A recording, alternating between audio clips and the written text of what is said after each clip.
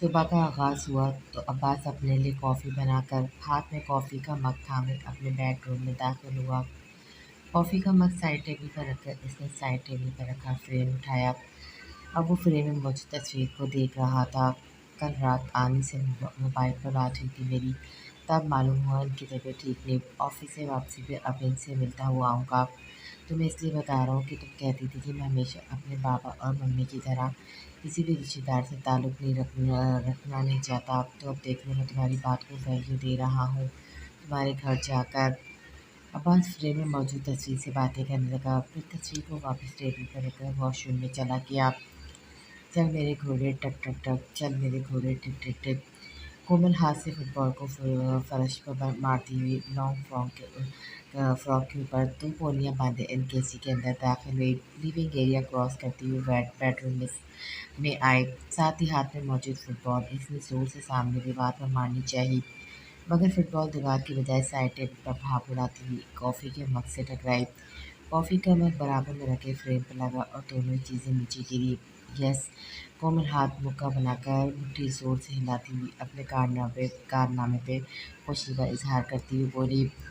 शोर की आवाज़ सुनकर अब्बास वॉशरूम से बाहर निकला। कॉफ़ी का मग जो कि चंद सेकंड पहले इसने टेबल पर रखा था, अब वो नीचे फर्श पर लुढ़क रहा था, मगर उससे इसे फ्रेम के गिरने पर आया, जिसकी कुर्सियाँ फर्श पर बिखरी हुई थी और दिया की तस्वीर पर खोलती हुई कॉफ़ी गिर चुकी थी। अब्बास की नज़र दरवाजे पर खड़ी कोमल पर पड़ी, जो बड़ा सा मुंह खोले अपने कंधे लहराती हुई हंस रही थी।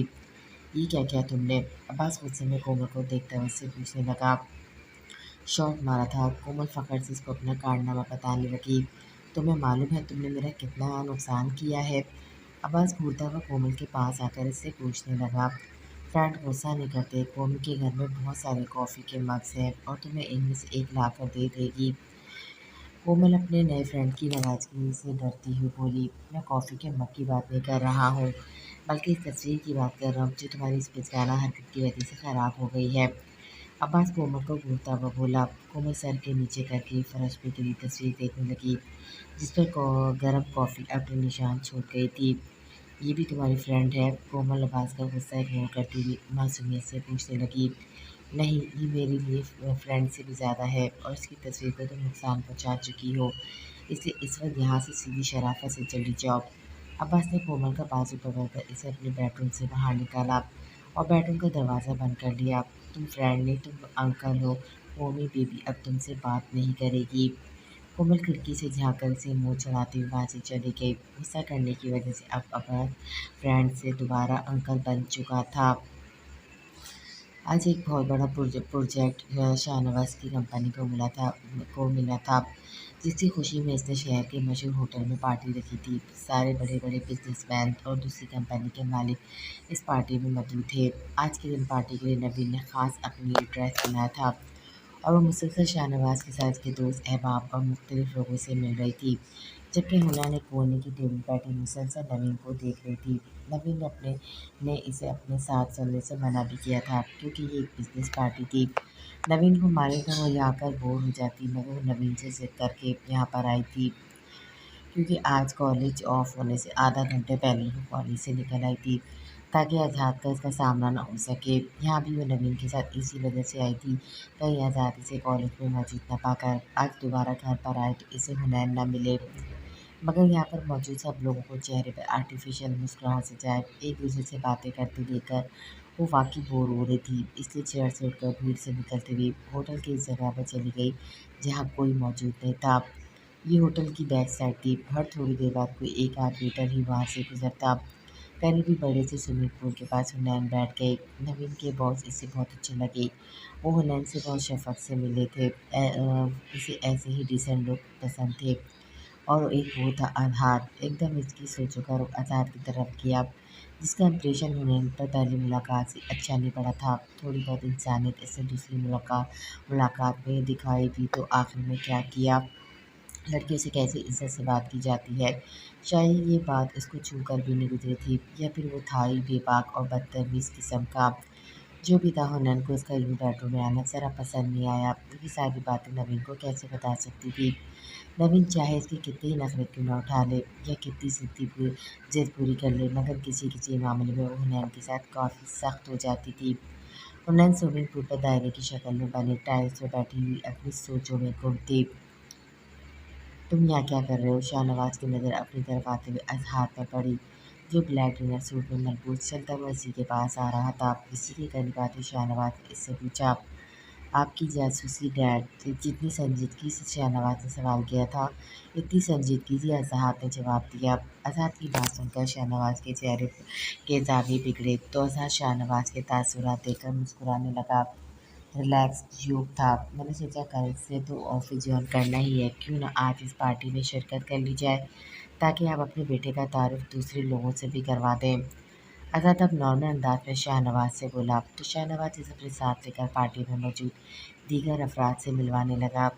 खुशी साहब, मैनेजर को तो तुम जानते हो, बाकी सारे ऑफिस के वर्कर्स का तुमसे कल ही तारुफ हो जाएगा जब तुम ऑफिस ज्वाइन करोगे। हाँ, तो मैं नवीन से मिलवाता हूँ। सबसे तारुफ करवाने के बाद अब शाहनवाज ने वेटर से ऑफिस की कॉलेग्स के साथ बैठी हुई नवीन को बुलाने के लिए कहा। फिर शाहनवाज का कोई दोस्त आ गया तो शाहनवाज अजहार को इससे मिलवाने लगा। सर, आपने बुलाया? नवीन की आवाज़ पे शाहनवाज के साथ साथ अजहार ने पलट कर नवीन को देखा। हाँ नवीन, मैंने तुम्हें आज़ाद से मिलाने के लिए बुलाया है। ये है मेरा बेटा आज़ाद, और ये कल से ही ऑफिस ज्वाइन करेगा। और आज़ाद, ये है मिस नवीन मिर्ज़ा, ऑफिस की सबसे अहम और मेहनती वर्कर होने के साथ साथ मेरी पर्सनल सेक्रेटरी। शाहनवाज इन दोनों से एक दूसरे का तारुफ करवा रहा था, जबकि वो दोनों पलक झपकाए बिना खामोशी से एक दूसरे की तरफ देख रहे थे। नवीन आज़ाद को पहली नज़र में पहचान गई थी। ये वही बदतमीज लड़का था जो हुनैन को इस दिन तंग कर रहा था, और खुद नवीन भी इससे भी बदतमीजी से मुखातिब हुआ था। दूसरी तरफ आज़ाद ना सिर्फ नवीन को पहचाना, बल्कि इसे अच्छा खासा धचका भी नवीन की शक्ल को देख कर लगा था। इसके वहम गुमान भी नहीं था कि हुनैन की बहन इसके डैड की पर्सनल सेक्रेटरी हो सकती है। क्या तुम दोनों पहले से एक दूसरे को जानते हो?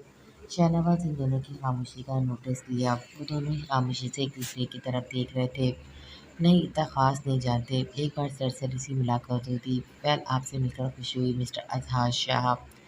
नवीन ने ना चाहते हुए इखलाकियात निभाते हुए ज़बरदस्ती मुस्कुराकर कहा, और साथ ही हाथ मिलाने के लिए आगे हाथ बढ़ाया, जो कि बिजनेस पार्टीज में आम सी बात थी। मगर मुझे कोई ख़ास खुशी नहीं हुई तुमसे मिलकर। आज़ाद इसके अपनी तरफ बढ़े हुए हाथ को इग्नोर करता हुआ अपने दोनों हाथ पैंट की पॉकेट में डाले नवीन को देखकर संजीदगी से बोला, जिस पर नवीन की मुस्कुराहट गायब होने के साथ साथ शाहनवाज के चेहरे पर भी संजीदगी आ गई। ये क्या बदतमीजी आज़ाद? नवीन ने अपना बढ़ा हुआ हाथ नीचे किया तो शाहनवाज नागवारी से आज़ाद को देखता हुआ बोला, बदतमीजी कैसी डैड? जो मैंने इसके बारे में फील किया वही इसको बोला। आज़ाद शाहनवाज को बोलता हुआ वहाँ से चला गया। तुम फील मत करना, थोड़ा लापरवाह टाइप की नेचर है आज़ाद की। आज़ाद के जाने के बाद शाहनवाज नवीन को देखता हुआ बोला, इट्स ओके, मेरे ख्याल में अब मुझे भी चलना चाहिए। नवीन शाहनवाज की तरफ देखकर मुस्कुराती हुई बोली, मगर इससे पहले के मुकाबले में आज आज़ाद पर और भी ज़्यादा गुस्सा आया। इतनी जल्दी क्यों? शाहनवाज नवीन को देखता हुआ पूछने लगा। हनी बोर हो रही होगी शाहनवाज। नवीन ने बात शाहनवाज से करी थी, मगर इसकी आंखें चारों तरफ हनैन को ढूंढ रही थी। ओके, चली जाना 5 मिनट के लिए, मेरे साथ आकर मिस्टर रहमान से मिल लो, वो पूछ रहे थे तुम्हारा। शाहनवाज नवीन को देखता हुआ बोला तो नवीन को इसके साथ चलना पड़ा, मगर इसका दिमाग आज़ाद को यहाँ देखकर अब हुनैन में अटक गया था। अगर हनी की बहन डैड की पर्सनल सेक्रेटरी है तो डैड और हनी की बहन के स्कैंडल की खबरें आजकल मूव कर रही हैं। मतलब डैड का अफेयर हनी की बहन के साथ। कुछ तो था जो आज़ाद को बहुत ही ज़्यादा बुरा लगा था, और वो 2 पैक चढ़ाकर वहाँ से निकलकर पूल वाली साइड पर आया जहाँ पहले से हुनैन मौजूद थी। वो जो पूल के करीब बैठी हुई अपनी सोचों में गुम थी, किसी को अपने करीब आता देखकर सोचों के भंवर से निकली चमकते हुए शूज़ पर नज़र पड़ने के बाद हुनैन ने सर उठाकर अपने सामने खड़े अजहार को देखा। तुम यहाँ पर भी पहुँच गए? हुनैन खड़ी होकर हैरत से इसको देखती हुई बोली, आखिर वो कोई इंसान था या फिर कोई जिन जो हर जगह इसके पीछे चला आता था? ये मेरा गुमान है, ये वाकई तुम मेरे सामने हो। आज़ाद ने 2 बार ज़ोर से अपनी आँखें झपकी, शायद आज 2 पैक में इसको चढ़ गई थी, तभी तो इसे अपने सामने हुनैन खड़ी नज़र आ रही थी। इस वक्त वो अपने डैड और नवीन को बिल्कुल फरामोश कर चुका था। मेरे सामने ज़्यादा बनने की ज़रूरत नहीं है। तुम मेरा पीछे करते-करते यहाँ तक आए हो, आखिर क्यों कर रहे हो तुम मुझे तंग? हुनैन चिढ़कर इससे पूछने लगा, अब मैं अपना प्रॉब्लम समझ गया हूँ। मैंने तुम्हारा पीछा नहीं किया बल्कि तुम्हें बहुत ज़्यादा मिस किया क्योंकि ना ही तुम आज कॉलेज आई और ना ही अपने घर पर मौजूद थी। लेकिन देख लो, मेरे सच्चे दिल से याद करने पर तुम आज भी मेरे सामने मौजूद हो। आज़ाद हुनैन को देखता हुआ बोला और साथ ही इसका हाथ थामा ताकि इसे छूकर महसूस कर सके कि वो वाक़ई इसके सामने खड़ी है। मतलब तुम आज दोबारा मेरे फ्लैट में आए थे और कॉलेज भी इस तरह मेरे मेरे पीछे अपना टाइम वेस्ट करके तुम्हें कुछ हासिल नहीं होगा।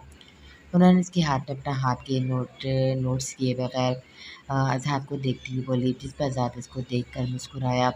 आज़ाद टाइम वेस्ट करने वालों में से नहीं है डार्लिंग। इसे जो शय पसंद आ जाए वो उस पर अपनी मोहर लगाकर इसे हासिल कर लेता है। आज़ाद हुनैन का हाथ थामा हुआ हाथ अपने होठों की तरफ ले जाता हुआ बोला, तो हुनैन ने एक झटके से अपना हाथ खींचा। आज़ाद को हुनैन की हरकत कुछ खास पसंद नहीं आई थी। जब इसने करीब आकर हुनैन की कमर के गिर्द अपने दोनों बाज़ें हाई किए और खुद से हुनैन को नज़दीक किया। आज तुम्हारा चेहरा देखकर तो मैं ये भूल ही गया कि तुम किसकी बहन हो, मगर मैं चाहता हूँ तुम यहाँ से जाकर अपनी बहन को बताओ कि आज़ाद क्या चीज़ है। आज़ाद बोलता हुनैन के चेहरे पे झुकने लगा। आज़ाद छोड़ो मुझे, ये तुम क्या कर रहे हो? हुनैन इसकी गिरफ्त में मचलती हुई अपने दोनों हाथों से आज़ाद को पीछे हटाने लगी। इसके मुंह से आती हुई बदबू से हुनैन का दिल मचलाने लगा। बहुत हिफाजत करनी पड़ेगी अब तुम्हारी बहन को तुम्हारी। आज़ाद अपने होठ हुनैन के होठों के नज़दीक लाया। आज़ाद प्लीज़। वो अपने चेहरे का रुख दूसरी साइड करके एहतजाजन चीखी।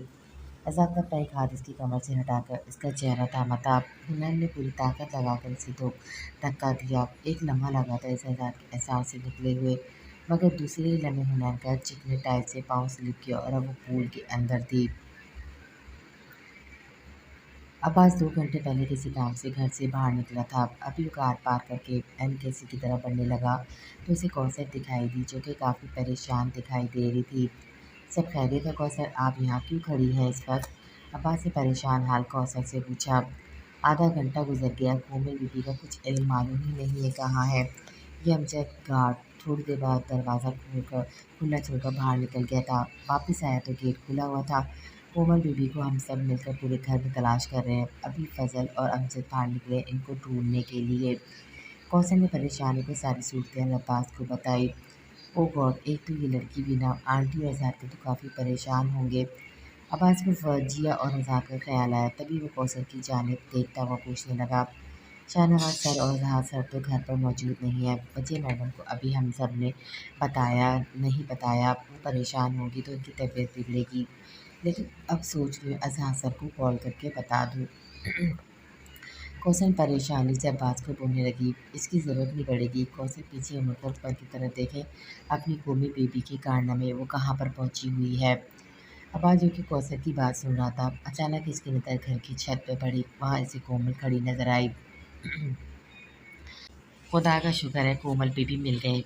कल से ही इनका मूड ख़राब है। मैं अभी इन्हें बहलाकर नीचे लाती हूँ।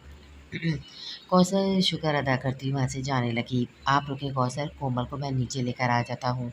फजल और हमसे दोनों को कॉल करके फ़ौरन बुलाएं। यूँ मेन गेट खुला छोड़ना मुनासिब नहीं है और आप आंटी के पास जाएं। अब्बास कौसर को बोलता हुआ घर की छत पर जाने लगा। क्या कर रही हो तुम यहाँ पर अकेली? अब्बास छत पर पहुँच गए। कोमल से पूछने लगा, जो कि छत की दीवार पर पोनिया टिकाए नीचे देख रही थी। अब्बास की आवाज़ पर अचानक मुड़ी। तो मैं क्यों बताऊँ, तुम फ्रेंड थोड़ी हो, डांटा था ना तुमने कोमी बीबी को। कोमल कल वाली बात याद करके अब्बास से नाराज़ हुई बोली, और तुमने क्या किया था कल? सुबह कॉफ़ी गिरा दी, तस्वीर ख़राब कर दी तुम्हें मालूम है, वो एक ही तस्वीर थी इसकी मेरे पास। अब्बास इसे इसका कारनामा याद दिलाने लगा, मगर वो इसकी बात सुनकर बिल्कुल खामोश हो गई। दिया की तस्वीर ख़राब कर दी, इसको नुकसान पहुँचा दिया कौमी ने। अब्बास को समझ नहीं आया वो आस-पास से क्या बड़बड़ा रही है, मगर अचानक इसके होशान खता हुआ जब एकदम इसने कोमल छत की दीवार के ऊपर चढ़ते हुए देखा। ये क्या कर रही हो कोमल? दीवार से नीचे उतरो फ़ौरन। अब्बास ने भागकर कोमल के पास आना चाहा। वहीं रुक जाओ वरना कोमल नीचे कूद जाएगी। कोमल किसी ज़िद्दी और नाराज़ बच्चे की तरह अब्बास को धमकी देने लगी। वहीं अब्बास के कदमों को ब्रेक लगी। वो कोमल से 6-7 कदम के फासले पे खड़ा था। इसे डर था कि कहीं इसके आगे कदम भी आगे बढ़ाने पर कोमल बाकी अपनी बात पर अमल न कर ले। नीचे कूदने से तुम्हें चोट लगेगी, ये दर्द होगा, खून निकलेगा, हो सकता है तुम्हारी टांगे भी टूट जाए और हाथ भी। फिर तुम कभी भी फुटबॉल नहीं खेल सकोगी। अब अपने फ्रेंड की बात मानो और अपना हाथ मेरे हाथ में दो। अब्बास इसको छत से गिरने के नतायज बताने के बाद अपना हाथ आगे बढ़ाया। मगर तुम कोमी के फ्रेंड नहीं हो, तुम दिया के फ्रेंड हो। कोमल अब्बास को देखकर उदासी से बोली, गलत, अब्बास सिर्फ और सिर्फ कोमी का फ्रेंड है और किसी का भी नहीं। अब्बास ने अभी भी इसकी तरफ हाथ बढ़ाए रखा था। अब वो आहिस्ता आहिस्ता इसकी तरफ कदम बढ़ा रहा था। फिर कोमी और अब्बास फुटबॉल खेलेंगे, मज़ा आएगा ना। कोमल को बात करते करते ध्यान ही नहीं रहा कैसे इसका पाँव स्लिप हुआ और वो छत से नीचे गिरी। दूसरी तरफ अब्बास की आंखें खुली की खुली रह गई। वो तेजी से दीवार की तरफ भागता हुआ मगर तब तक कोमल गिर चुकी थी। बचाओ। स्विमिंग पूल इसकी हाइट से काफ़ी ज़्यादा गहरा था। दूसरा, हुनैन को स्विमिंग भी नहीं आती थी। हुनैन हाथ पाँव मारते हुए चिल्लाने लगी, हनी। अचानक जो एकदम हुनैन के पोल पे गिरने से बौखला गया था। इसको डूबता हुआ देखकर अपना कोट उतारता हुआ खुद भी हुनैन को बचाने की गर्ज से पूल में कूदा। और जब वो हुनैन को पूल से बाहर निकाल कर लाया तो हुनैन की आंखें बंद थी, वो बेहोश थी। अचानक उसको पास रखी रिलैक्स चेयर पे लिटाया। Excuse me sir, any problem? वहाँ से गुजरता हुआ वेटर अर्थात के पास आकर पूछने लगा, अरेंज टॉवल क्विकली। अर्थात वेटर को बोलता हुआ हुनैन का लॉन्ग स्कर्ट घुटनों से नीचे करने लगा। सर्दी काफ़ी ज़्यादा थी और पूल का पानी बहुत ठंडा था। अर्थात अपना कोट उठाकर हुनैन के ऊपर डाला। हनी, आंखें खोलो प्लीज़, मैं कुछ नहीं कर रहा, सिर्फ तुम्हें तंग कर रहा था। अब अज़हर हुनैन की गाल थपथपाता हुआ उसे अपनी बात का यकीन दिलाने लगा। उन्होंने वैसे ही आंखें बंद किए लेटी थी। अचानक दोबारा उसकी गाल थपथपाने के साथ हल्का सा पेट दबाया तो उन्होंने खांसते हुए आंखें खोली। हुनैन अब आज़ाद को देख रही थी और आज़ाद ने आंखें बंद करके शुक्र अदा किया। क्या जान लेने का इरादा था मेरा? मेरी? आज़ाद हुनैन की गाल पर अपनी उंगलियों से फेरता हुआ इससे पूछने लगा, क्या हो रहा है यहाँ पर? नवीन हुनैन को ढूंढती हुई वहीं आ गई, मगर वहाँ का मंजर देखकर वो हैरानगी से पूछने लगी। हुनैन पूल के पास रखी चेयर पर लेटी हुई थी, जबकि आज़ाद इसी चेयर पे साइड पर हुनैन के बिल्कुल करीब बैठा हुआ था और इन दोनों के ही लिबास भीगे हुए थे। अभी आई एम श्योर मैंने कुछ नहीं किया, वो मैं स्विमिंग पूल में। नवीन की आवाज़ पर आज़ाद और हुनैन दोनों ने नवीन को देखा। हुनैन बिजली की रफ्तार से चेयर की दूसरी साइड से उठी और जल्दी से अपनी सफाई देने लगी। इतने में बेटा टॉवल लेकर आया। जी लीजिए सर। बेटा आज़ाद को टॉवल देने लगा, मगर नवीन ने झपट कर इसे टॉवल दिया। हुनैन के पास आज़ाद का कोट हुनैन के ऊपर से तकरीबन खींच कर आज़ाद की तरफ उछाला, जिसे आज़ाद हाथ में कैच किया। एसी गाइड साइड का गेट ओपन करवाओ। नवीन वेटर से बोलती हुई टॉवल हुनैन के गेट निपटाने लगी। ये कीज पकड़ो, यहीं से जाकर कार में बैठ जाओ, मैं आती हूँ। नवीन हुनैन को कार की कीज थमाकर गेट की तरफ इशारा करती हुई बोली। उन्होंने डर के मारे एक ही नज़र में आज़ाद को देखे बिना नवीन से कार की कीस ली और वहाँ से चली गई। हुनैन को जाता हुआ देखा आज़ाद भी अपना कोट हाथ में थामे वहाँ से जाने लगा। तुम रुको। नवीन की आवाज़ पर आज़ाद का रुका और पलट कर नवीन को देखने लगा। इसके चेहरे पर इस वक्त बला की संजीदगी थी। नवीन आज़ाद को देखती हुई चलकर इसके पास आई। मैंने तुम्हें पहले भी कहा था मेरी बहन से दूर रहो, मैं अब भी तुम्हें कह रही हूँ तुम हनी से दूर रहो। वो आज़ाद की आंखों में आंखें डाले खुद भी संजीदगी से आज़ाद को देखकर गोया हुई। मुझे ये बात पहले मालूम नहीं थी, डैड की सेक्रेटरी तुम हो, बल्कि ये बात मुझे आज मालूम हुई है। लिहाजा मैंने पहले तो तुम्हें नहीं कहा, मगर आज मैं तुमसे आज कह रहा हूँ और आखिरी दफ़ा कह रहा हूँ, मेरे बाप से दूर रहो। आज़ाद नवीन को इसी के अंदाज से बोला, मगर आखिरी जुमले पर इसने बाकायदा आंखें दिखाते हुए एक एक लफ्ज़ पे जोर दिया था, जिस पर नवीन के चेहरे पर जहरीली मुस्कुराहट आई। इसकी मुस्कुराहट साफ जाहिर कर रही थी कि वो अपने सामने खड़े शख्स की या इसकी बात की रत्ती बराबर परवाह नहीं करती। ये बात आज़ाद को सुलगा गई। आज़ाद, तुम ऐसा क्यों नहीं करते कि ये बात एक बार अपने डैड से भी कह के देखो, देखते हैं तुम्हारे डैड तुम्हारी इस बात पर कितना अमल करते हैं, क्योंकि मैं तो तुम्हारी बात पर हरगिज़ अमल नहीं करने वाली। नवीन अभी मुस्कुराती हुई आज़ाद को कहने लगी, जैसे इसे थोड़ी देर पहले अपनी होने वाली इंसल्ट का आज़ाद से बदला लिया हो। अब वो अपने आप को काफ़ी हल्का-फुल्का महसूस कर रही थी। डैड मेरी बात पर अमल करेंगे, इन्हें मेरी बात पर अमल करना पड़ेगा और अमल तो तुम भी मेरी बात पर करोगी नवीन मिर्ज़ा, वरना इसका ख़मीज़ा तुम्हें अपनी बहन की सूरत भुगतना पड़ेगा। काफ़ी खूबसूरत है तुम्हारी बहन, किसी ताज़ा कली की तरह।